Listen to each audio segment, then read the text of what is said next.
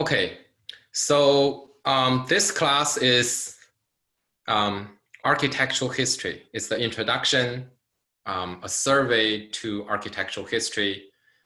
And we will look at buildings and cities from the past and also from a global perspective. We will look at different culture, different periods. And I know that you guys are, not all of you are intended to become an architect or architectural historian. So the question is always there. Even for those architecture students, they might ask, why do I bother to study architectural history? You know, I'm a designer, and why bother studying history, studying architectural history? And the question is really tied to a bigger issue about history in general. History is about the past. And this question had been bothering many great minds of the past. For example, Friedrich Nietzsche, the 19th century German philosopher, commented on his article, his essay on the use and abuse of history for life. He said, I hate everything that merely instructs me without increasing or directly quickening my activity. These words of Goethe may well stand at the head of my thought on the worth and worthlessness of history. We do need history, but quite different from the jaded idler in the garden of knowledge. We need it for life and action, not as a convenient way to avoid life and action. So Nietzsche and Goethe, the great poet, slightly earlier than Nietzsche, their attitude toward history is obvious. Both of them consider, history is worthless if it cannot help with action, if it does not facilitate in some way our current life on the current moment. So both of them consider history as something that needs to aid our activity, give us guidance, give us instruction in life and activity. So this is one opinion.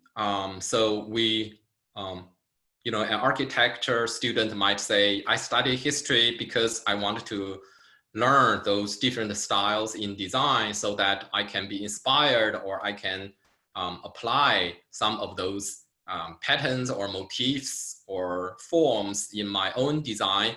And in that sense, that attitude is kind of closer to Nietzsche. There is different opinion about history in general.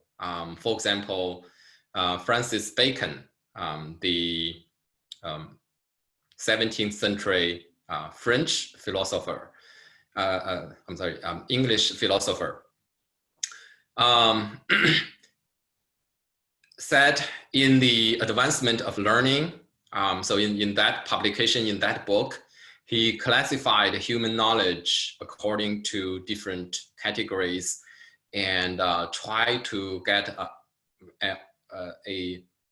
kind of a rational understanding of what we can know and what we already know and how our knowledge work, and how to organize those knowledge logically into different categories.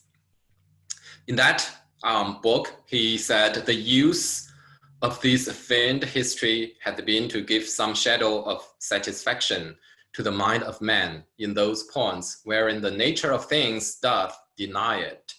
So by feigned history, he is talking about poetry, actually. And he talked about poetry as the finned history, and then, you know, the record about the past that as actual history. But he has a specific attitude about history in general. So he said the world being in proportion inferior to the soul. So to his opinion, this finned history does not necessarily mean it is less, or it is less significant than what actually happened on the real world. Because, he continued, by reason whereof there is agreeable to the spirit of man a more ample greatness, a more exact goodness, and a more absolute variety than can be found in the nature of things. So for Francis Bacon, obviously the knowledge or history is not necessarily for some kind of a functional needs. It's not a utilitarian branch of study. Rather, it is to elevate our soul, to kind of meet the spirit, and that is something, to his opinion, that is something pursuable, that could justify a field of study. Just the pleasure elevate us. It might not be applicable immediately to our life and action, as Nietzsche talked about, but it is, you know, it is something that we need, because it bring satisfaction to the soul directly. So two different opinions, and I want to pause a little. See.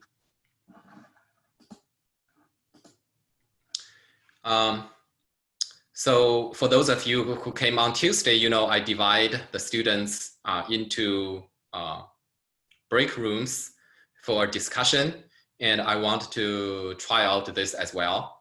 So also give you a sense of how class discussion might be proceeded. So the question is history useful for action, or pleasurable to enhance the soul? Which one do you prefer? And so I'm going to divide you guys up into groups. So we have 30 students, and I need to break you guys up into 6 groups, different rooms. And so each room will have five students. And I will give you 5 minutes to discuss. And if you want, you can write down the answer. So as a group, you should decide which one to argue for. Are you going to argue for that, you know, history needs to be useful, and then come up with at least 5 reasons, 5 different, you know, items to support that history is useful in this way or in that way, and that it is a you know, a reason for us to study, worth to pursue. And if you collectively decide, so you need to make a decision quickly, obviously, that you know, history is pleasurable to enhance the soul, and that is quite enough. And you can also list your reason or your examples about that. So you know, it doesn't, it could be very specific. So you can come up with those, some kind of argument for your opinion as a group. And then after that, I will bring you back to the classroom. So each group will present 2 arguments for your choice, just in case, you know, to also save some class time and also leave some space for later group to present. You don't want to exhaust all the answers in one group, and so that the later groups has nothing to add to. So just present 2. You know, 2 of the group may present each with 1, and then the rest making additional notes. So, when you come back to present, each one of you start the presentation with a brief self-introduction, in your name and your major if you have one. And maybe where are you from? So this is also an opportunity to get us familiarized with our classmates. So now I'm going to break you guys into groups. So and I'm going to first stop the recording.